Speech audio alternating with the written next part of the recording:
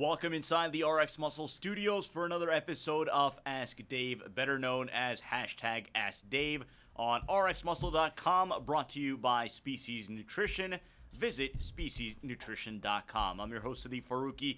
30-minute question and answer show with Dave Palumbo. If you want to join us, you can join us on the Muscle Central Forum on rxmuscle.com. On our YouTube channel, you can type in your questions on the chat room on the right-hand side of the video player.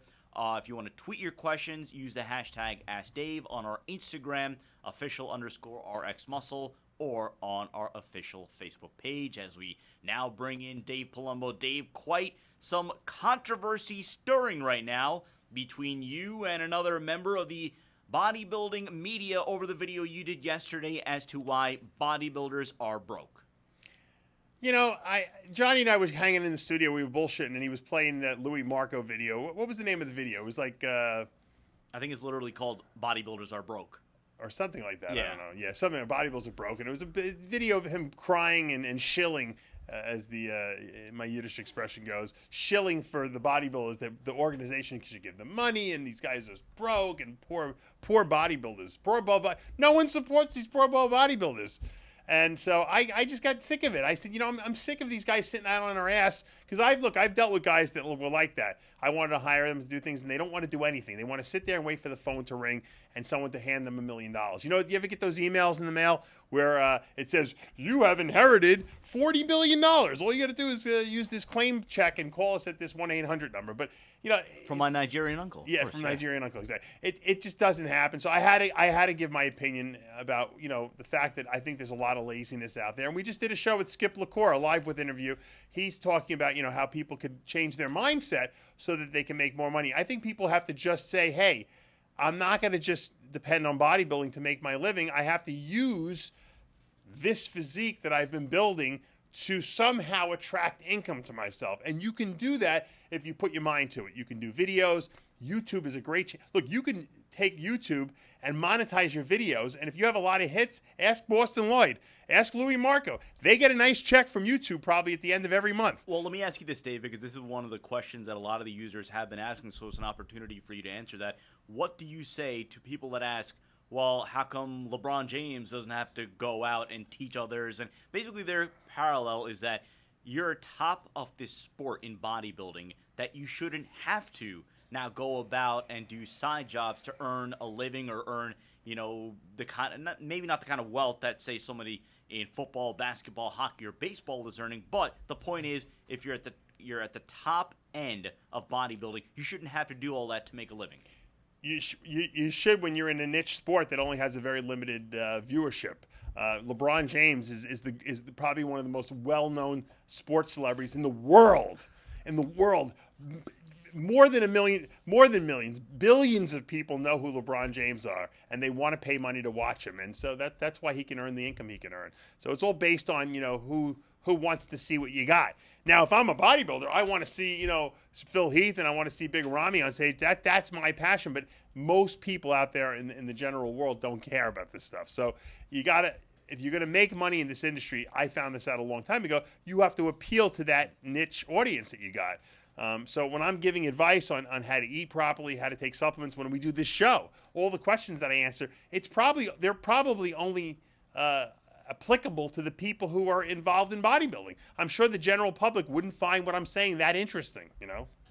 So let's get to the questions. We start on the Muscle Central Forum on rxmuscle.com. If you're not already registered, it is free to do so, and you'll have access to all the assets, all the photo galleries, everything on rxmuscle.com. Let's go to Jay Lopez 4. Dave, what is your opinion of Injectable Primo acetate? I know typically it comes in the oral form, but I found a few labs that offer it as an injectable. Any experience using it? Would it be worth it to throw in a stack during the last month of contest prep? If so, what dosage? Primo acetate was a very readily used drug back in the 80s and 90s. Now, when I got into bodybuilding, I didn't start really using anabolics probably till the early 90s. It really was off the market at that point. So I never actually saw Injectable Primo acetate or used it. I did use the pills, which came from Germany, which I thought were really good. You're not going to build huge size on it, but I like to use a pre-contest. I actually used it a little bit in the off season too because it made my appetite really good. But Primo's kind of a weak drug.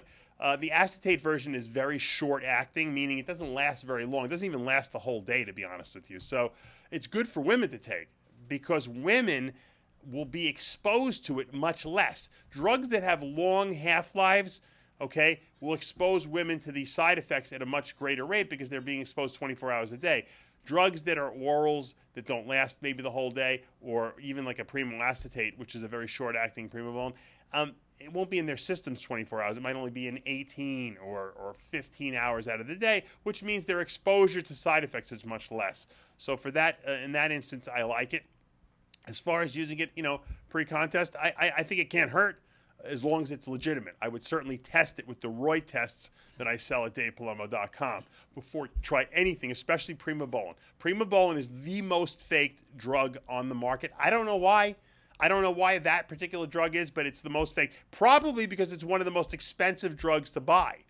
From what I understand, the people who make the stuff, Primobolan, the powder itself, the methanolone, acetate or methanolone enanthate powder is super expensive. So most people say, we're not going to put it in there. We'll just pretend we put it in there, because there's a lot of unscrupulous people out there.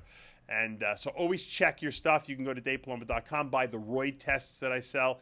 They're made by Bill Llewellyn. They're super accurate. There's a whole new generation of them. I got it on the website right now. You can look at it at the website and read through everything I put up there. But that's what I recommend. Always check your drugs. Let's go to Steve MX. Dave, if doing cardio post-workout to burn fat as your main goal, would it be counterproductive to drink a carb amino intra-drink during your weight training with the theory if you would be using the carbs as aminos as energy instead of fat? What would be, and then I guess the second part to it, what would be a good pre-workout meal to have? Well, when you're training, you're really using stored glycogen, for energy. So in the gym, so what you're drinking while you're working out is really irrelevant because it's probably just going to lay in your stomach. I've said this before. When you're training, the blood is diverted to the working muscles away from the internal digestive organs. Yeah, you could probably get some dilute calories, some dilute sugars into your body, but why? If you're fueled up properly pre-workout, a couple days before the workout, that's what your body's burning in the gym. As far as a good pre-workout meal, if you don't have time to eat, a lot of times I would be running around all day and I would get to the gym and I'm like, shoot, I didn't even eat. I would drink a shake, whey isolate with a high molecular weight carbohydrate. Back in the day, maybe throw a Gatorade or an Ultra Fuel in my shake. But if you have time to sit down and eat a meal, I think that's best. An hour and a half before, have some quicker digesting carbs, rice, potatoes. I would stay away from the longer acting ones like the pastas. They kind of tend to take a long time to digest. Stick with easily digestible protein sources, chicken, fishes. I wouldn't eat red meat right before I went to the gym. Although back in the day, I would go to McDonald's and I would have McDonald's about 2 hours before I would work out, and I felt great from it. So, there goes that theory or philosophy. Let's go to Gary67. Dave, what speeds and incline would you suggest for walking on the treadmill for fat loss? I don't like to put an incline on the treadmill when I'm walking. I'll tell you why. Because it puts a tremendous strain on the legs. I know people think, if I squeeze my legs while I'm walking on that treadmill at that steep incline, I'm going to burn that fat off my butt. Not going to happen. You're just going to overwork the muscles of your legs. You cannot spot reduce fat. The fat gets burned everywhere equally. So even if you have no fat on your stomach and you have a little fat on your ass, some is gonna come off the stomach when you're doing that cardio. So don't try to spot reduce fat. It's not gonna work. Okay, walk with no tension on the legs. Just move. You want to get your heart rate up a little bit, not too much. You want to get yourself sweating a little bit. That's going to burn. The act of moving burns calories. So lower intensity cardio over a longer period of time is better. Rather than I see guys walking 2.4 miles per hour with a huge steep incline, I'd rather see you walk at 3.4 miles per hour with no incline. Let's go to GCT 20,000. Dave, hate this show. Question: is the result of a low-carb diet equal or close to a keto diet? And how low is low-carb for someone with a slow metabolism? I know that you should feel crappy in a low-carb diet. Just wondering about the results. Well, the results of all diets are the same if they work. You get in shape and you get ripped. How you get there is another story. The advantages of a ketogenic diet is great for people who have to go really low carbs to get in shape. Because if you're going to go low carbs, you might as well go no carbs. Why? Because when you take the carbs completely out, your brain switches into ketosis, meaning it stops burning carbs for fuel and starts burning fats. And because we have an unlimited supply of fat in our body, guess what? Your blood sugar's stable all day. You feel good. It's easier. It's a more reproducible diet. There's less chance of failure on a diet like that. Why? Because you're not going to be as grumpy. You're not going to be as moody. You're not going to be hungry. Okay? Your blood sugar is going to be stable. So if you have to go low carb to get in shape, you might as well go no carb. That's the way I see it. Now, if you have one of these metabolisms where you could eat a lot of carbs in addition to getting enough protein and essential fats in, then you're lucky, and then just go with that. But if you got to go low carb because you just don't get in shape, you might as well go no carb and raise your fats a little. Let's go to DROLS Drolls. Dave, do you recommend tanning during prep of a show to improve color when using Pro-Tan or another brand, or is it okay if you don't? Will this affect your color? I'm pretty white and don't know if I should get a tanning membership or something when I started prepping for my first show.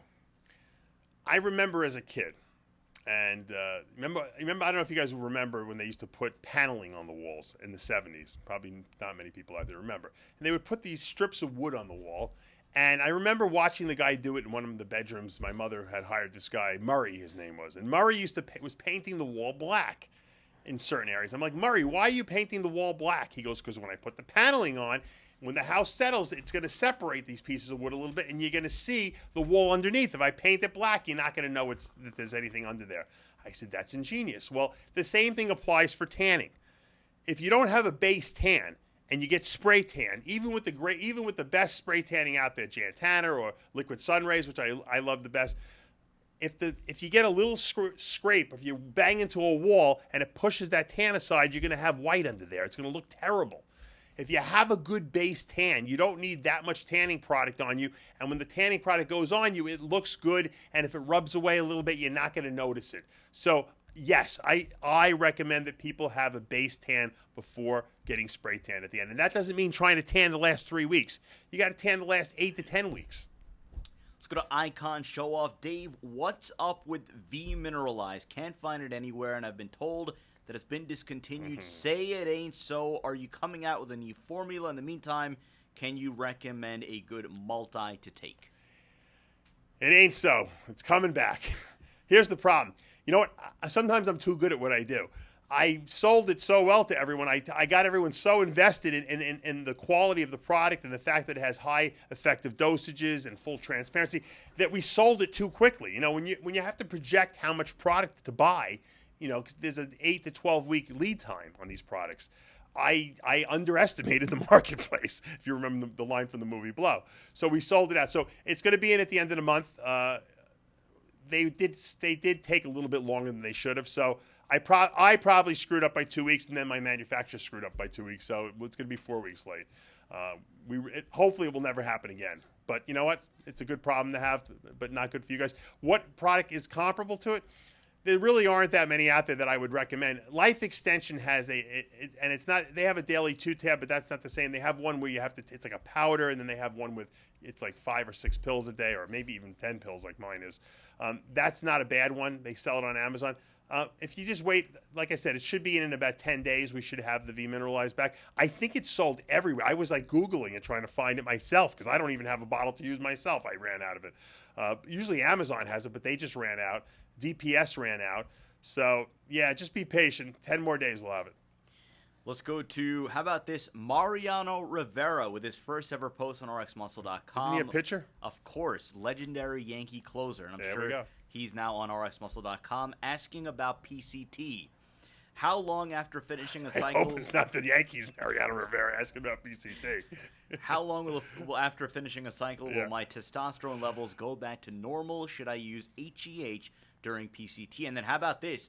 Thanks and keep up the terrible work. So even Yankee legendary closer Mariano Rivera is in on it. Oh, my God.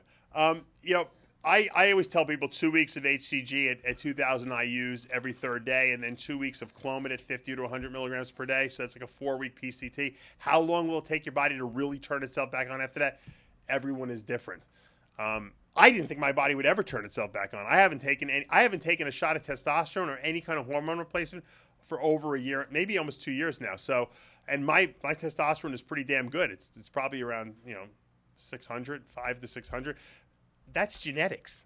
That's my Italian genetics, as my dad would say. So I know other guys that probably have been at 200 testosterone and they never even took any steroids. And so it's variable. How often or how long it will take your body to turn itself back on is impossible to know. Do the PCT. If you want to use a little growth hormone on the PCT, that is fine because the receptors are completely different for steroids. We'll take one more from the Muscle Central forum, and then we're going to go check in on our YouTube users. So if you're watching us live on our YouTube channel, first off, if it's the first time that you're watching us on YouTube, subscribe below. You're not going to miss any of our shows, segments, updates, any of our content. You're going to get your notifications. It's the best way to follow us. So let's go to Sean Corrigan. Hate the show. What's the best way, Dave, to control hunger in the off-season? I'm currently eating 450 grams carbs, 100 grams fat, 380 grams protein every 2 to 3 hours, and even having a protein fat meal during the night when I wake for the toilet, but still I'm always hungry. Most of my carbs are timed around training as I train an hour in the morning and an hour at night. Is my body just telling me it needs more food to recover? Should I just eat more to grow and risk adding additional fat? If you were to increase calories, would these be primarily fats? I'm currently 185 pounds after competing at 170 8 weeks ago. Well, you got to take that into account. Right after competition, you have this voracious appetite, and it's almost you cannot satisfy it. But I promise you, when you get into the midst of the off season, give yourself another month or two, you'll be saying, I wish I had that appetite. I wish I had that appetite. You won't be able to jam the food down anymore. So embrace the fact that you're still hungry, because most off-season bodybuilders dread the off-season because they cannot get enough food down. I dreaded it in the sense that it was, I enjoyed the eating part, but I had to almost eat when I wasn't hungry a lot of times and just get the food down because I knew that if I didn't, I wasn't going to grow. Now, if you happen to be one of these guys that gets fat real easily, and that's why you're only eating 100 grams a day, then, you're kind of genetically screwed in that sense. But maybe increase your fats a little bit more just to satiate your appetite. If you are that hungry, it might be an indication that you're not eating enough carbs, because what happens is when glycogen stores are really low, the body will send out hunger signals via leptin, the hormone leptin. So once again, you might want to up your carbs a little bit and see how you feel. As long as you're not getting bloated and starting to put on body fat, I think you're all right. Let's go now to our YouTube viewers. Let's go to DavCal2010. Dave, your thoughts on, how about this is a loaded question right here. Thoughts on Prime Nutrition and Intra MD, and I think what his overall point is everything that has taken place this past week with the back and forth between PJ Braun and John Meadows. Yeah, I don't know if everyone's following what's going on. I don't really know for a fact who's right. I know that John Meadows was upset that he was fired from Prime Nutrition, and he supposedly tested some of their products, and they came back inauthentic, and PJ Braun put out some text messages and some emails that show that there was some collusion, that they knew that I don't believe anyone until I hear it from the horse's mouth, okay? Because everyone likes to smear it. I've never had an employee leave my employ, and most of my employees quit on their own. I've never had one person leave who didn't hate me after they left. I don't know why. I think I'm nice to everyone. People who leave companies are disgruntled. Now, I don't know if John had a real reason to be disgruntled. As far as not having the right amount of ingredients in products is a problem. And I know Prime issued a statement that they're recalling products, so obviously there is an issue. Was it done intentionally or was it done by accident? Who knows? I don't trust my manufacturers, even though I have really good ones. I test all my products. I've never tested a product and it's come out low. So thank God that my manufacturers have been good, but it could happen. So I don't want to put it out there because I don't know what's going on behind closed doors there. There's a lot of people that don't like each other over there anymore. That's all I know. And there's obviously a reason. Now, I always say when times are good and people are making money, everyone loves everyone. Usually when things are not going so well, that's when people start to argue with each other and not like each other. I don't know if that's the case. It's not my business to interject. If the people who own the companies want to come on our show and talk about it, I'd be more than willing to allow them and give them a ability to speak about it. But for now, I just hope that they can resolve the problem because we don't want to have a black eye on our industry. It's got enough black eyes already. Let's check in with Igor Grechuka. Dave, I've recently switched from having higher carbs, moderate fat, and moderate protein, so lower carbs, moderate protein, and higher fats. Doing so, I've noticed that I'm able to stay full. Why? Well, you got to remember, a lot of people become flat because they're not eating enough fat. Remember, fat also does get stored between the muscle fibers, which gives a certain fullness. Also, when you're not eating enough fat and protein in your diet, okay, a lot of times the body will use the protein for fuel. Okay, a lot of times when you eat a lot of carbs in your body, but you're not eating enough fat, okay, the body sees itself as in a fat-deprived state. It winds up using more carbs than it needs for fuel. In other words, the body dips into the other macros when there's something missing. I find that if I give people enough protein to eat and I give them a moderate to higher amount of fat, that they don't really need as many carbs. And I think that's what this person is discovering. When you give your body the essential nutrients it needs, you find out that you don't really need 1,000 grams of carbs a day to grow. Because remember, carbs don't build muscle. They're just a fuel source. But we don't want the body, okay, relying on carbs when it needs other ingredients. Okay, you're not going to recover from your workouts if you don't have enough essential fat. So, once again, it comes down to the science of this stuff. And that's why it's important to learn the science of how your body uses the different macronutrients and the micronutrients. And then, of course, the performance-enhancing drugs. And that's a good tie-in to my upcoming Secrets to Becoming a Diet Guru course that we're giving here at the offices. It will be the last course I give in New York before we move to Florida. And it's on October 22nd. That's a Saturday, October 22nd. It starts at 9 a.m. It goes to about 8 p.m. at night.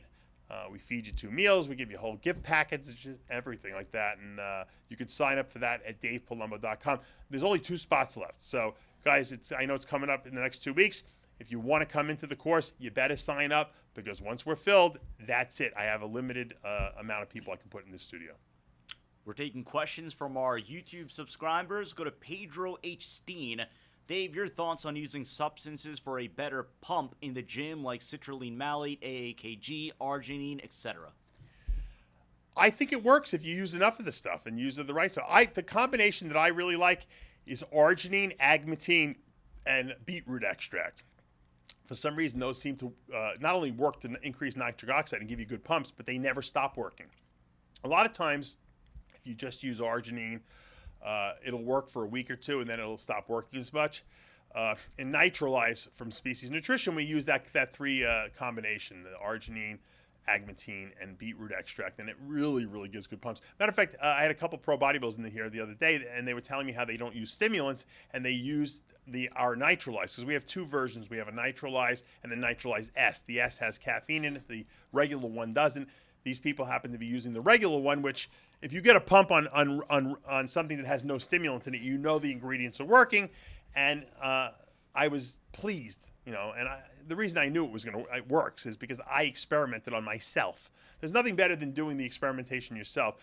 I knew that if I can get a pump and have better endurance with a pre-workout without any stimulants in it, then I knew that the products and the ingredients were dosed properly and that they actually work. So if you want to check it out, you can check out Nitrolyze, obviously, at speciesnutrition.com. Again, you're watching Ask Dave on rxmuscle.com. Right now, we're taking questions from our YouTube viewers. Again, if you haven't already subscribed, please do so. Mark W. Hate this show more than most bodybuilders hate working to get paid. Very nice. Dave, would 8-week Anavar only cycle impact fertility? And if so, HCG recommended post-cycle or recommendations? It's hard to give you an exact answer on this. If you probably took 10 or 15 milligrams a day of Anavar, it probably would not affect your natural testosterone. 20 or 30 milligrams per day of Anavar might not even do it. It doesn't really suppress pituitary function because it doesn't convert to estrogen. No one really knows, though, as the dosages get higher and higher of Anavar, if there can be some aromatization. Theoretically, the answer to that question is no. And if a compound doesn't convert to estrogen, then you don't shut down your natural testosterone production. Why? Well, because estrogen is what binds to the hypothalamus gland in our brain and tells it to shut down production of the pituitary stimulating factors. So estrogen is the problem. Okay, and that's why we suppress our natural testosterone production. So any compound that theoretically doesn't convert to estrogen won't impact your natural testosterone production. That's why I recommend for guys just starting out to do Winstrol and Anavar cycles or Winstrol and Primo cycles, because they don't convert to estrogen. Let's take one more from the YouTube channel and go to the Simple Dude 1. Dave, the best way to reverse a fatty liver? Her protein is a toll for fatty liver, and also, does the fat in the liver malabsorb nutrients and possibly inhibit fat loss? Fatty liver is usually caused by not necessarily your diet, more so by damaging your liver. What constitutes damaging your liver? I would say that most bodybuilders out there have some sort of fatty infiltration in the liver. Why? Who knows? Is it steroids? Probably not just steroids. It's probably just our lifestyle. We eat a lot of food. We make the liver work real hard. Is it a dysfunctional liver? Usually not. And the liver does regenerate itself. That doesn't mean that you should try to get fatty liver. The most fatty livers we see are in alcoholics. Okay? And what happens is their livers become mushy. Like fatty infiltration happens because of the alcohol and the stress it puts on the liver to detoxify the alcohols. And then that fatty liver can become fibrotic, and that's when you get cirrhosis of your liver, where it's a non-functional liver. So, telling you not to eat certain carbs or fats or proteins is not really going to help the issue with the liver. It's more so what you're subjecting your liver to. It's a good idea to use some. I use European milk thistle from Life Extension. I take one pill twice a day. It seems to, open up the biliary ducts and allow the liver to detoxify itself a little better. Probably a good idea if you're on anabolics to do that. John, let's go to our Instagram questions. Again, if you're not following us on Instagram, it's official_RX Muscle. We just hit 73,000 followers. So again, for all those following us, not just on Instagram, but all over social media and especially on YouTube, we appreciate your long-standing support. Let's go to John_Nielsen. Dave, how to lower liver enzymes? Stop working out. When doctors measure liver enzymes, okay, you got to remember what these blood work was initially developed to take a person who's in a hospital bed and determine what's wrong with them. Now, this assumes a person who does nothing all day, okay? That means that if these enzymes that they put down and they're testing for in the blood that are normally found inside intact cells are present in the bloodstream, that some cells have been broken down and leaked these enzymes into the bloodstream, and now we're measuring them. Usually, these enzymes are found in liver cells. So if your liver enzymes come back elevated, it usually implies in a regular person that there's some damage to the liver. The problem is that these enzymes are also found in muscle cells. They're metabolic enzymes. They're enzymes that help the cells metabolize things. So, in someone let's take a bodybuilder who's 240 pounds, who's squatting, 600 pounds and deadlifting 500 and bench pressing 400, okay? They're breaking down a lot of muscle. When they break down that muscle, the enzymes, the same enzymes that are in the liver, leak into the bloodstream. Guess what? Then they go and give blood work done. And when the blood work comes back, they have enzymes that are 3-4 times normal.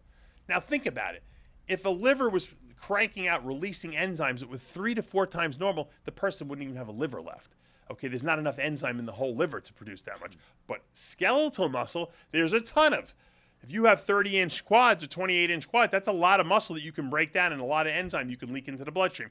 So most bodybuilders, we're talking even natural bodybuilders that work out real hard and go give blood within a day of working out are probably going to get elevated liver enzymes, okay? My liver enzymes were always elevated, whether I took steroids or not, even before I took steroids. And my liver enzymes now, because I don't train heavy, they're normal, which that doesn't make sense. If I damaged my liver for 13, 15 years, shouldn't they be elevated? So it's not a good test for bodybuilders. If you want them to come down, don't train for a week, then go give blood and see what the enzyme levels are. That's a more accurate assessment.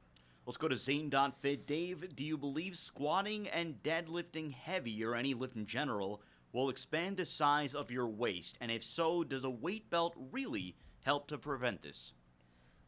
When you grow and your body gets bigger, okay, your waist will always grow a little bit. I mean, if you look at bodybuilders when they first started to when they retired, yeah, they got a lot bigger. Phil Heath's a lot bigger than he was when he first started, but his waist is bigger too. That goes for everyone, okay? It just happens. There's no way you can prevent that. If you don't squat, you're going to have small legs.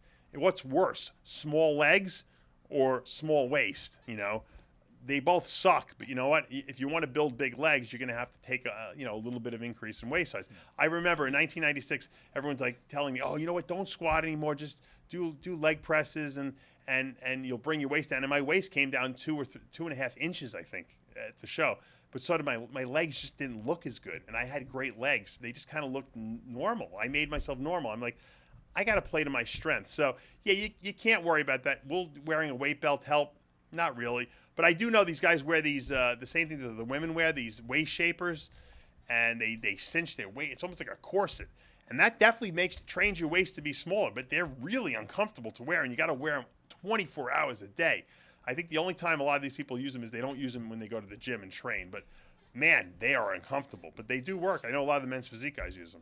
Big_Gino82. Dave, in your view, what's the difference between bodybuilding eating, I guess diet for bodybuilders, versus powerlifters? Well, it shouldn't really be very different at all. But powerlifters seem to think, well, I can eat whatever I want. And a lot of them just eat pizzas and they drink beer and they eat McDonald's. And they are not worried about being ripped or lean unless they're trying to make a weight class, of course. But a lot of these guys, they don't give a shit. They just want to be the biggest they can be because it makes them stronger. So it's just a different mentality. But it really shouldn't be. I think if more powerlifters trained ate like bodybuilders, that they would be better powerlifters, to be honest with you. Ultimate meal prep. Dave, what macros would you suggest, generally speaking, and he puts in parentheses, everybody's body's different, for someone that is coming off contest dieting, looking to stay relatively lean, and to start putting weight back on gradually and avoid the bloat? How many grams per pound of protein/fat/carbs? I would do 1.5 grams of protein per pound, 3/4 of a gram of fat per pound, and 1 gram of carbs per pound. 17-year-old wants to know if he's too young to work with you. No. I've taken people younger. I'm actually working with a couple people that are actually 15 or 14 years old. I just, obviously, when they're that young, I do ask the parents to give me clearance, to work with them so they know what's going on. Center Stage Physique wants to know if we're ever going to have Stan Efforting on the show. I think we've had Stan Efforting on the show before. During my time? I don't know if we had him on live but we've certainly had him on, I've had him on the radio before.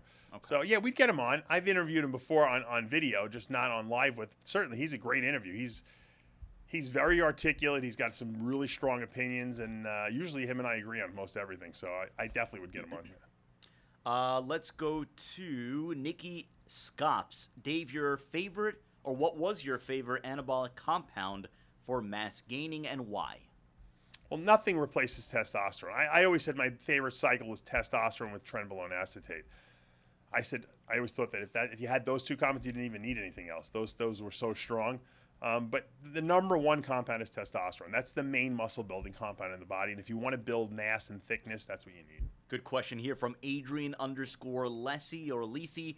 Dave, how do you approach clients are cheating or not following your diet guidance? Is this the most frustrating part for you? It's frustrating for them because they're not getting the results. I know when people are cheating, okay? And most people will admit it to me, and there's nothing I can do. I'm like, look, all you can do is get back on the horse and let's start again and refocus ourselves. You're only cheating yourself. I don't lose any sleep at night if people don't get into shape or if they're not going to look good at their show. I do my job. If you don't do your job, then the contract has been violated, so to speak. But it's not going to affect me, and I understand people have things crop up in their life. I've had girls where their husbands, cheated on them and they couldn't focus after that. Or I've had people die, the husbands or spouses or girlfriend, boyfriend die. Things happen, life happens, and you got to roll with it. And if you have an off week or so, then you get back on it. If you're going to tell me you're not cheating and you are cheating, then you're only cheating yourself because then I don't know what to do. I'm going to make changes and it's not going to solve any problems. Wolf of Essex, date for someone who cuts water and takes a diuretic like Diazide. How do you recommend dealing with water retention post-contest? And how do the more seasoned pros go from show to show within a week and a week part deal with that? I would recommend staying on a little diuretic if you have a really bad post show rebound. In other words, if you start gaining more than 10, 15 pounds in the first day or two, take a half a thiazide. There's nothing wrong with taking another extra half for a couple days after the show to keep water weight off. In the beginning, I made the mistake of getting too heavy and my body would rebound, and I'd feel terrible. After that, every time I did a show, I would stay on a little bit of thiazide, just enough to keep that water weight off me. Because after about a week or so, even about 4 or 5 days, your body kind of equilibrates itself and everything seems to come back to normal. Don't let your body gain 25, 30 pounds. It's very, very uncomfortable. We'll take a couple of more questions. Let's go to Exonics Performance. Dave, your take on your body adapting to cardio you do daily and it not burning as much fat due to your adapting to your cardio efficiently. Think about it. Your body has to expend energy to do the cardio, to move. So you really don't adapt to cardio. It's not like you get receptor, downgrade to doing cardio. So if you're doing a half hour of cardio every day and you burn a certain amount of calories, you're going to continue to burn that same amount of calories. Now, if you're starving yourself and your body fat's very low, your body might shut its metabolic rate down, or your T4 to T3 conversion of your thyroid hormone conversion may slow down. That's a possibility. And that's why we like to shock the body with cheat meals and stuff like that. But by and far, cardio pretty much always works. Will Gaspar on our Facebook page, last question of the show, would like to know your thoughts on Mike Francois' physique in the 90s, which was the greatest era of all time. It seemed to me he was a bit underrated, strong lifter too, sadly, had to stop competing because of health issues. Yeah, he had colitis and he had to have his colon removed, which is obviously not the greatest thing to do if you're trying to be a bodybuilder and absorb your food efficiently. But Mike had a rugged physique. He had a lot of mass on him. He was kind of ahead of his era. He might not have had the best shape of all the bodybuilders out there, but no one worked harder than this guy, which is a testament to why, even though people thought he wouldn't be a good pro, he won the Night of Champions his first year, and the second year he won the Arnold Classic on his birthday in his hometown of Columbus, Ohio. So here was a bodybuilder who people weren't predicting great things for, who actually wound up, being way better than most people, ever imagined. And unfortunately, his career was cut short because of health issues that were beyond his control. So, but I liked his physique. I thought he had a ton of mass. His work ethic really inspired people. And I think had he been around longer, he would have made a very big impact on our industry. That's going to do it for this episode of Ask Dave, brought to you by Species Nutrition. We have a couple of new shows. One we've already done a couple of episodes of called Versus. So you want to check out the first episode we did last week. It was between Big Ramy and Dexter Jackson. Very shortly, we're going to be coming out with a new show. It's going to be called RX Recap, where we're going to be recapping shows that have happened.